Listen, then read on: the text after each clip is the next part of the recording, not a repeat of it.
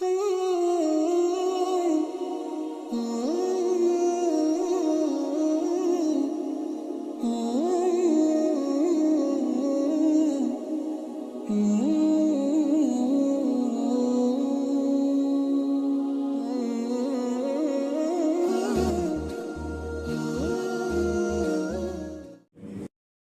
رہے تھے کہ مجھے حدیث پڑھانے کا موقع ہوا۔ اصل بات یہ ہے کہ ہم ان کے شکر گزار ہیں کہ یہ ہم واقعات میں سن رہے ہیں کہ ایک استاد، ایک طالب علم، اب میں ایک اکیلا، میرے لیے جو ہے حضرت پوری کتاب تیار ہو گئے پڑھانے کے لیے، اور اس کے بعد جو ہے حضرت مولانا امان اللہ صاحب میرے ساتھ ہوئے۔ تو سوچ کر دیکھنا چاہیے ہم کیسے اس کا شکر ادا کر سکتے ہیں کہ ایک طالب علم کے لیے حدیث کی کتابیں پڑھانے کے لیے، اس سے پہلے حضرت خود بتا دیے کہ یہ سلسلہ ذرا منقطع ہو گیا تھا۔ ایسے وقت میں اپنے تمام مشغولیات اور مصروفیات کے باوجود جو ہے ہمارے لیے وقت نکال کر ترمذی شریف، مشکوٰۃ شریف وغیرہ یہ تمام کتابیں ایک طالب علم کے لیے حضرت والا تیار ہو گئے، تو اصل میں ہم اس کا شکریہ کیسے ادا کر سکتے ہیں؟ میرے بھائیوں، دوستوں، بزرگوں، یہ غیر مخلدین کا کچھ غلبہ ہو چکا تھا حضور میں، تو اس وقت میرے دل میں داعیہ ہوا کہ کسی بھی طرح سے جو ہے حدیث کی کتابیں پڑھنی چاہیے، اور اس وقت میں حضور میں کوئی شکل و صورت نہیں، اور پھر دور دور تک جو ہے مدرسے نہیں، تو ایسے وقت میں یہ اللہ ہی کا بہت بڑا انعام اور کرم ہے، اور حضرت ہی کا ہمارے لیے جو ہے انعام ہے، بلکہ ہمارے اوپر رحم و کرم ہے۔ میں آپ کا شکریہ ادا کرتا ہوں۔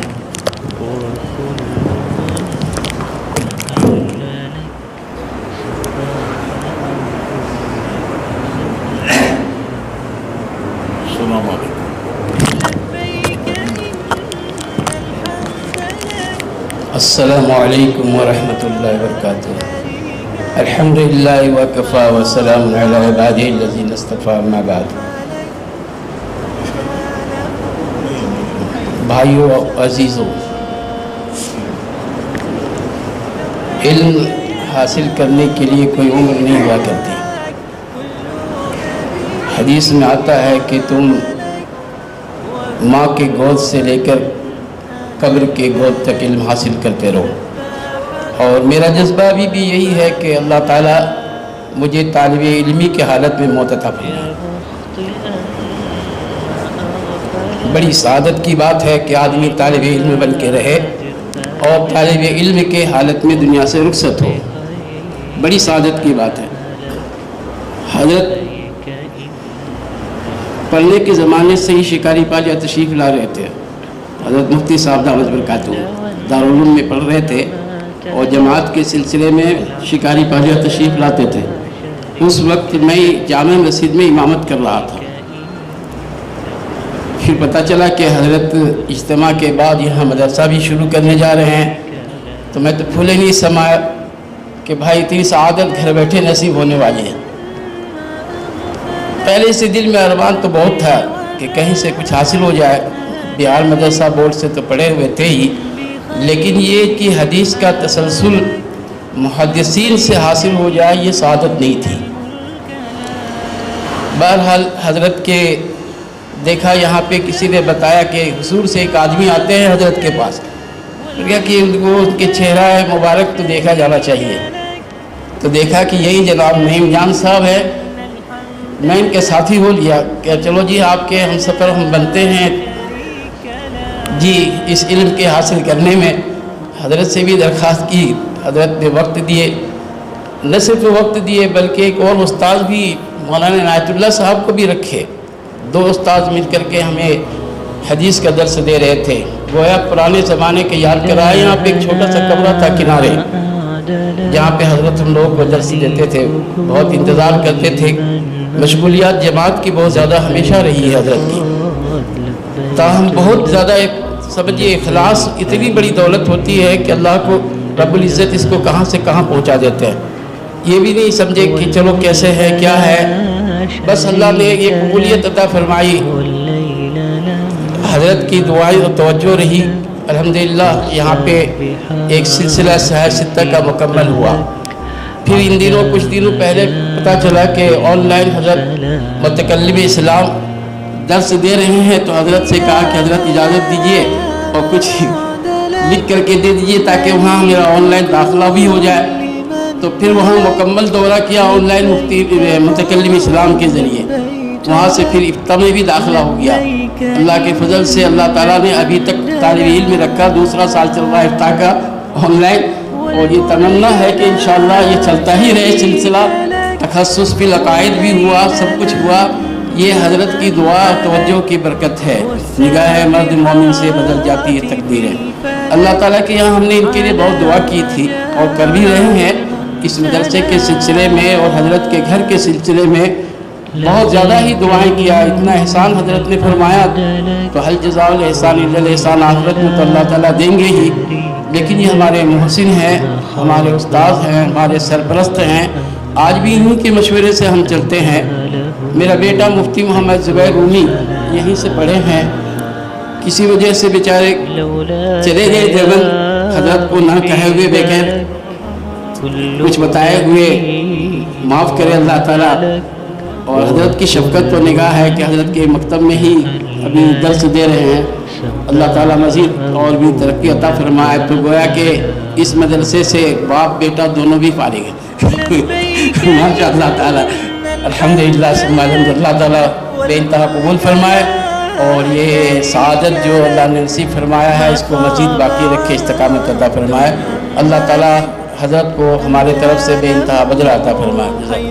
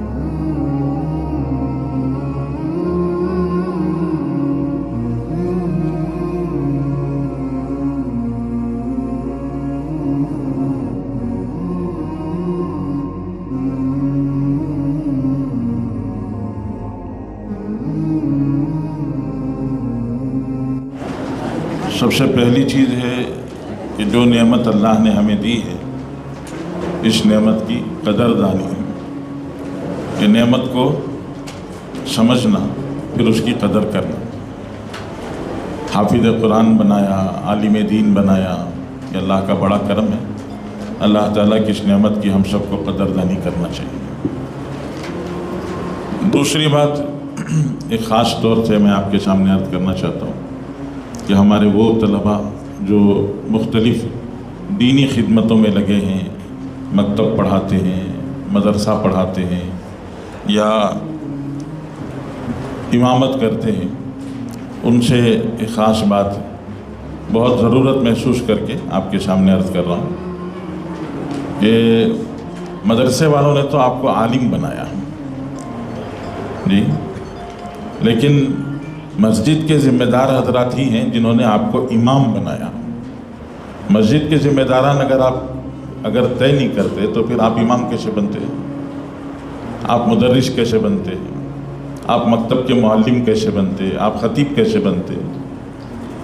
تو جیسے مدرسے والوں کا احسان ہے کہ مدرسے والوں نے آپ کو حافظ قرآن بنایا یا عالم دین بنایا، ایسا ہی ایک احسان مسجد کے انتظامیہ کا بھی ہے کہ انہوں نے آپ کو امام طے کیا، آپ کو مدرس طے کیا، آپ کو مکتب کا معلم طے کیا، تو یہ ان کا بھی احسان ہے اور ان کے احسان کو بھی سمجھنا چاہیے اور اس کی بھی قدردانی کرنا چاہیے۔ ان کے ساتھ بھی ہمارا رویہ، ہمارا معاملہ، ہماری بات چیت، ہمارا سلوک ایسا ہونا چاہیے کہ گویا ہم ان کی قدر کر رہے ہیں، ان کے احسان کو ہم سمجھ رہے ہیں کہ ان کا بھی ہمارے اوپر احسان ہے۔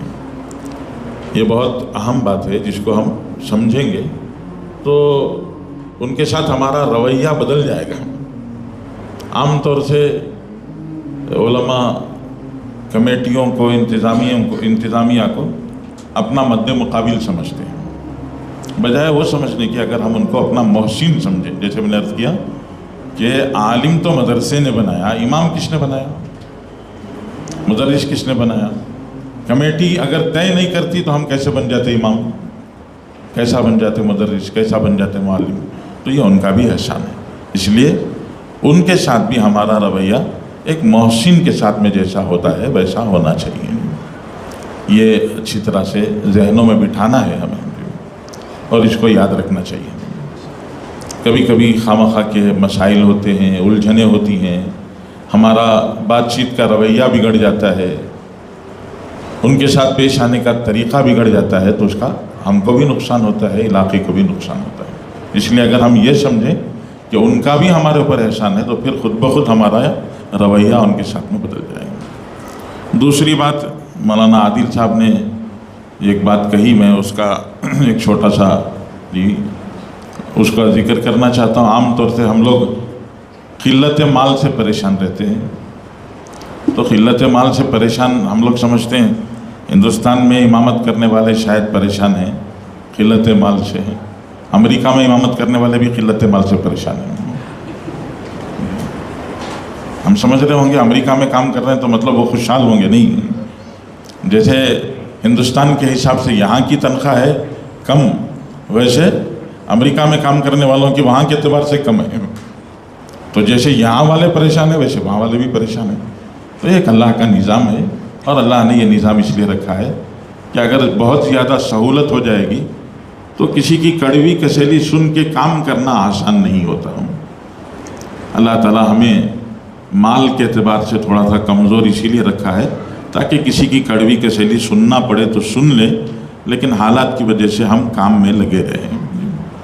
ایک اور بات یہ بھی یاد رکھنا چاہیے، میں اکثر علماء کے جوڑ میں بھی عرض کرتا ہوں کہ ہم کسی کے ملازم نہیں ہیں، ہم اللہ کے سپاہی ہیں۔ ایک بات وہ یاد رکھنا چاہیے کہ احسان انتظامیہ کا بھی ہے، لیکن یہ بھی یاد رکھنا چاہیے کہ ہم ان کے ملازم نہیں ہیں، ہم اصل میں اللہ کے سپاہی ہیں۔ جو کسی ادارے کا ملازم ہوتا ہے وہ ادارے کے ذمہ داران ملازم کی صلاحیت کو دیکھ کر اس کو تنخواہ دیتے ہیں۔ تو ہم جب ان کے ملازم ہی نہیں ہیں تو ہمارے پاس سوال یہ نہیں ہے کہ وہ ہماری صلاحیت دیکھ کے تنخواہ دیں. بات سمجھ میں آ رہی ہے؟ ہم ان کے ملازم نہیں، کمیٹی کے ملازم نہیں ہیں، تو پھر کمیٹی کی یہ ذمہ داری نہیں ہے کہ وہ ہماری صلاحیت دیکھ کے تنخواہ دے. ہم کس کے ملازم ہیں؟ ہم اللہ کے ملازم ہیں، ہم اللہ کے دین کے سپاہی ہیں. میں اکثر یہ عرض کرتا ہوں، قدر جوہر شاہ دانت یا بھی دانت جوہری. موتی کی قیمت ہے نا، اس کو یا تو بادشاہوں کو معلوم ہوتی ہے یا پھر جوہری کو معلوم ہوتی ہے، عام لوگوں کو نہیں معلوم ہوتی موتی کتنا قیمتی ہوتا ہے. وہ لوگ اس کو پتھر سمجھتے ہیں. بادشاہ کو معلوم ہوتا ہے اس لیے کہ بادشاہوں کو دلچسپی ہوتی ہے اس سے. یا پھر جوہری، وہ جو پتھر کو ہیرا بناتے ہیں، گھس کر تیار کرتے ہیں، ان کو معلوم ہوتا ہے، دوسرے لوگوں کو نہیں معلوم ہوتا. تو ایسے ہی ہماری قدر و قیمت وہ تو اللہ ہی جانتے ہیں، دوسروں کو کیا معلوم ہے. میں ایک چھوٹا سا قصہ اکثر سناتا ہوں کہ ایک شاعر تھے، وہ شعر کہتے تھے، اور شعر کہہ کر ساتھ میں یہ بتاتے یہ شعر 5,000 کا ہے، 10,000 کا ہے، 50,000 کا ہے. وہ لکھ کے رکھ دیتے تھے. ان کی بیوی نے دیکھا کہ شاعر صاحب ہمارے شوہر 10,000 کا، 5,000 کا، 15,000 کا شعر بولتے ہیں. گھر میں ایک دفعہ دودھ نہیں تھا تو بیوی کو خیال آیا کہ ہمارے شوہر صاحب کا شعر لے جا کر بازار میں دودھ لے کے آ جائیں. تو وہ دودھ والے کے پاس گئی، شعر لے کر جا کے شعر دے کے کہا ہمارے شوہر کہتے ہیں 5,000 کا ہے، آپ 1 لیٹر دودھ دے کر باقی چلر دے دیجئے. تو اس نے شعر دیکھا، کاغذ معمولی سا اٹھا کے پھینک دیا، پھینک کے کہا اس کی ہمارے پاس کوئی قیمت نہیں. کتابوں میں قصہ لکھا ہے کہ ایک بادشاہ ایک دفعہ سفر میں نکلے تو ایک جنگل میں انہوں نے پڑاؤ کیا. وہاں اپنا شامیانہ لگا کر دربار سجایا، اور دربار ویسا سجایا جیسا محل میں ہوتا ہے. تو ایک شاعر آئے اور انہوں نے آ کر بادشاہ کی تعریف میں ایک شعر کہا، منعم بکو ہو دشت غریب نیست، ہر جا کے رفت خیم زد و بارگاہ شاخت. جی منعم یعنی سخی، وہ کہیں بھی غریب نہیں ہوتا. جی میں اکثر کہتا ہوں ہمارے بچوں سے، آپ نے بھی سنا ہوگا، مدرسے کی تعلیم کے دوران میں کبھی کبھی مانگنے والے مدرسے کو آ جاتے ہیں تو ہمارے بچے بولتے ہیں یہ مدرسہ ہے. ارے 2 روپے دینے کے بجائے کیا بولتے ہیں؟ یہ مدرسہ ہے. مطلب سب مانگنے والے ہیں، بھکاریوں میں بھکاری آ گیا ہے.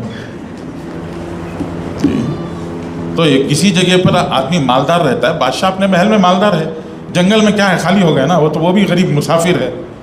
تو اس شاعر نے کہا ہمارا بادشاہ ایسا سخی ہے کہ وہ ماشاءاللہ اپنے محل میں بھی سخی اور بادشاہ ہے، اور جنگل میں بھی ماشاءاللہ وہ سخی اور بادشاہ ہے. منعم بکو ہو دشت غریب نیس، ہر جا کے رب فی مزد و بارگاہ شاہ. وہ جہاں جاتا ہے اپنا دربار لگا کر وہ ماشاءاللہ دینا شروع کر دیتا ہے، نوازنا بانٹنا شروع کر دیتا ہے. تو ایسے شعر کی قدر اس نے کی.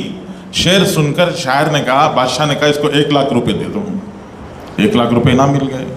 دوسرے دن پھر اسی شاعر نے وہی شعر سنایا اگلی منزل میں، تو بادشاہ نے کہا 1 اور لاکھ دے دو.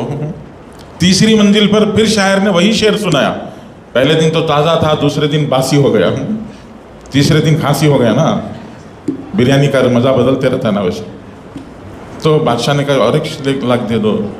شاعر دوسرے جو تھے وہ جل گئے. انہوں نے خاموشی سے شاعر کے کان میں کہا تم روز وہی پرانا شعر سنا کر انعام پا رہے ہو. بادشاہوں کا موڈ بدلتا ہے، اگر کل اس کا موڈ بدل گیا تو جو دیا وہ بھی چھین لے گا، جان بھی جائے گی.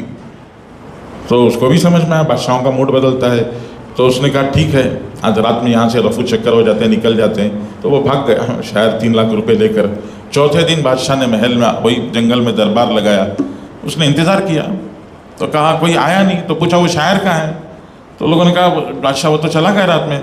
تو بادشاہ نے کہا میرا 7 دن کا سفر تھا، اور 7 دن اگر روزانہ مجھے وہ شعر سناتا تو میں اس کو روزانہ 1 لاکھ روپے انعام دیتا ہوں. تو بادشاہ کے پاس ایک شعر کی قیمت 7 لاکھ کی ہے، اور دودھ والے کے پاس 40 روپے کی بھی نہیں ہے. تو یہ جو ہیں وہ تو ہماری قدر کیا جانیں گے. جی مدرسے میں جو ہم نے وہ عمر 9 سال کی 10 سال کی فضل الرحمن کارگزاری سنانے والے ہیں، سن کر جاؤ. 9 سال کی عمر میں 10 سال کی عمر میں مدرسے میں آئے، استاد نے پیٹ دیا، ہاں استاد کی مار کھا کے دل چاہتا تھا اماں کے چلمن سے، اماں کے سینے سے لگ کر رو لیتے ہیں. باہر گلی میں کوئی مار دیتا تو کیا کرتے تھے؟ 8 9 10 سال کی عمر میں ماں سے لگ کے رو لیتے تھے. تو روتے تو دل ٹھنڈا ہو جاتا، سینہ ٹھنڈا ہو جاتا تھا. اب یہاں استاد نے مار دیا تو ماں کے سینے سے لگ کر رونے کو جی چاہ رہا ہے، لیکن ماں کہاں ہے؟ یہاں ماں نہیں ہے. تو تکیے میں چھپا کے کتنی دفعہ پتہ نہیں رو لیے تھے. وہ جو روئے تھے نا، اس رونے کی قدر کمیٹی والوں کو معلوم ہے، اللہ کو معلوم ہے، اللہ کو معلوم ہے. تو بدلہ جو دینے والے ہیں وہ اللہ دینے والے ہیں. اس لیے امید بدلے کی ہم کسی سے رکھیں گے تبھی ہم یہ سمجھیں گے کہ ہم ان کے ملازم ہیں. ہم ان کے ملازم ہی نہیں ہیں، ہم تو اللہ کے ملازم ہیں. ہم اللہ کے لیے کام کریں گے، اللہ کا کام کریں گے. ہم اللہ کا کام کریں گے، اللہ کے لیے کریں گے. جی اللہ تعالیٰ توفیق عطا فرمائے. جی یہ ایک تقاضا ہے، اس تقاضے کی وجہ سے مجھے جانا پڑ رہا ہے، ورنہ میرا بھی دل یہ چاہ رہا تھا کہ آپ کے ساتھ میں کچھ وقت گزارتے، تھوڑی تھوڑی دیر ہر ایک کے ساتھ میں بیٹھتے.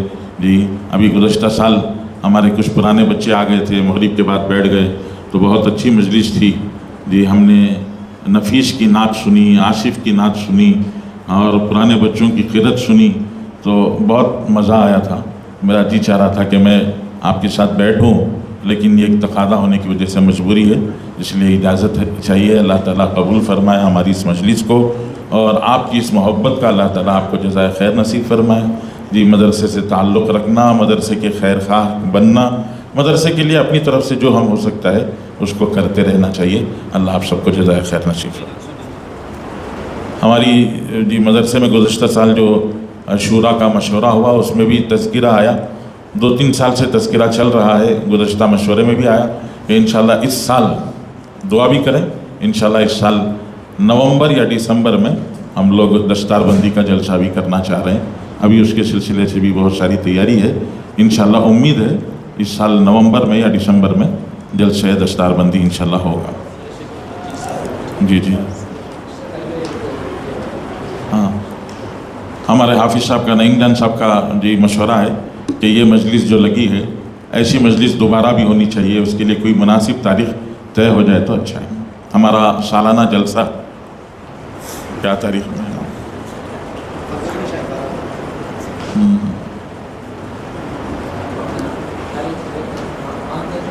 ہاں جی انشاءاللہ جیسے اس دفعہ اطلاع دیے ویسے اطلاع دیں گے. ویسے بچوں سے گزارش ہے، ہمارے سب بچوں سے، کہ اگر سالانہ جلسے میں آ جائیں تو گزشتہ بار بھی جو امید تھی، پیوستہ سال بچے آ گئے تھے تو گزشتہ سال بھی امید تھی. اکثر مدرسے کے جلسے کے دن بھی مشغولی ہو جاتی ہے، کوئی نہ کوئی جلسہ ہوتا ہے، لیکن میں نے گزشتہ سال بھی وقت خالی رکھا تھا تاکہ بچوں کے ساتھ میں بیٹھنے کا موقع ملے، لیکن دوسری مشغولیتوں کی وجہ سے نہیں آ سکے. یا تو وہ دن ہے یا اور کوئی دن انشاءاللہ 3-4 مہینے کے بعد. ہاں انشاءاللہ دستار بندی کے جلسے سے پہلے. دستار بندی کا جلسہ تو نومبر دسمبر میں سوچ رہے ہیں، وہ اس سے پہلے انشاءاللہ کوئی مناسب تاریخ نہیں. یہ دستار بندی کے جلسے سے پہلے بولے تو وہی اکتوبر میں انشاءاللہ. نومبر میں سوچ رہے ہیں تو اکتوبر میں کوئی تاریخ سوچ کر انشاءاللہ رکھیں گے.